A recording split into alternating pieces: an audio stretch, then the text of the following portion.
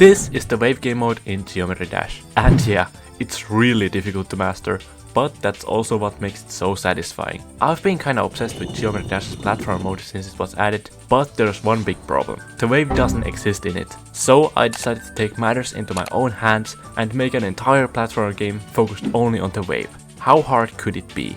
Well, turns out it's not hard at all. We just give the player top-down movement, remove the down button and instead give it some gravity, throw on a trail renderer, and there we go. We have a platformer wave. But this alone isn't a game, so I added a camera to follow the player and made some deadly obstacles. The first day was basically just messing around and having fun with the game mechanic. Like, why is this still not in Geometry Dash? This has so much potential in the platformer scene. So what kind of a game is this gonna be? I didn't just wanna make some basic Geometry Dash wave gameplay, but I also didn't really know how I could use this movement. That changed when I made an enemy, a red hexagon. I gave it the ability to shoot and follow the player, and suddenly the game turned into a bullet hell. The wave was perfect for dodging bullets, but how should you destroy the enemies? This is where we start to go far from my original inspiration, Geometry Dash, because the wave can now dash through the enemies, and after adding particles, dashing through the enemies explodes them into tiny pieces and you feel awesome.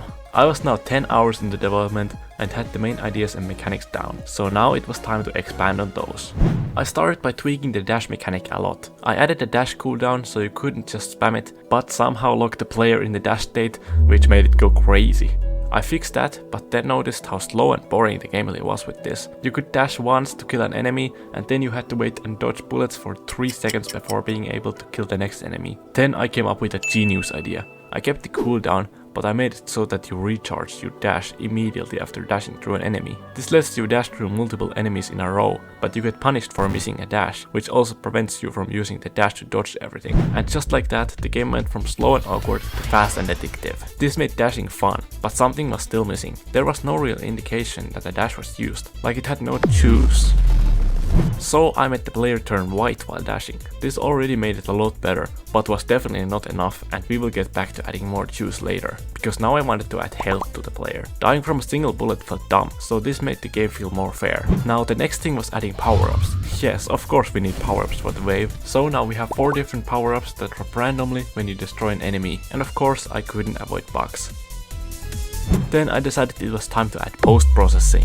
And oh yeah, this is exactly what we needed. Everything looks so much better now, especially the dash. Now you might be wondering why one of the power-ups increases damage when enemies died from just one dash. Well, it's because it's time to add health to the enemies as well. I wanted to have more different enemies that would be harder to destroy, so the gameplay would be more interesting. So after adding the health bars, I made a new type of enemy, a green triangle. And I call it the fast enemy, because it moves faster and shoots faster. Oh no, maybe that's a bit too fast. And that's 20 hours done. And now that I had just made a new enemy, I couldn't stop there.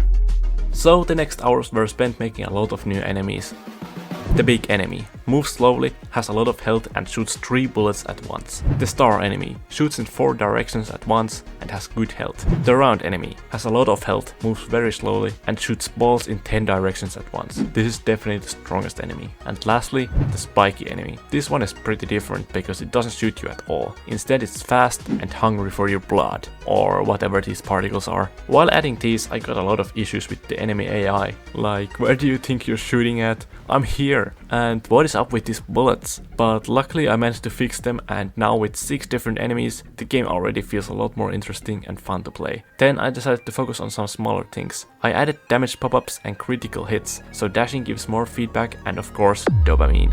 I made some graphics for the power-ups and health and added some particles, so the game looks a bit better and you don't have to remember the colors for these anymore. I also tried to add a combo counter, but for some reason I didn't get it to work, so I scrapped it, but I'm probably gonna try to add it again later. So it's been 30 hours. So far I've made game mechanics and enemies and only played in the small test arena, but I didn't have anything actually playable yet.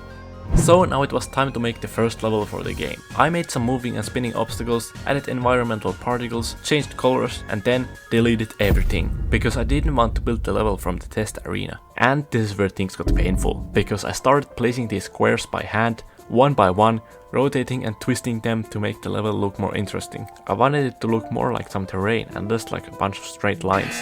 The colors reminded me of an underwater cave, so that's what I was going for with the level design. It was pretty difficult to just start building the level without a plan, so I opened Photoshop and tried to sketch a blueprint for the level. The dash has the ability to go through walls, so I wanted to take advantage of that in the level by adding walls that you can only get through by dashing. The level would end in a big room with a boss, and after beating it, you could escape the cave. That was the plan, so let's see how it turned out. I was fed up with how slow and annoying it was to place all these squares down. It was so annoying that I deleted everything and started over again, but this time made the layout of the map with a tile set of smaller squares that I could easily just draw. I then placed all the obstacles, which I'll call lava blocks from now on, and then used the bigger squares to fill in and reform the terrain to look good. Now the level still looked pretty boring since there were only 3 main colors. I also had a problem with the parts of the map where you had to use a dash to get through the wall, because there were often enemies behind the wall and you had to wait for your next dash before you could destroy them, giving them a chance to damage you.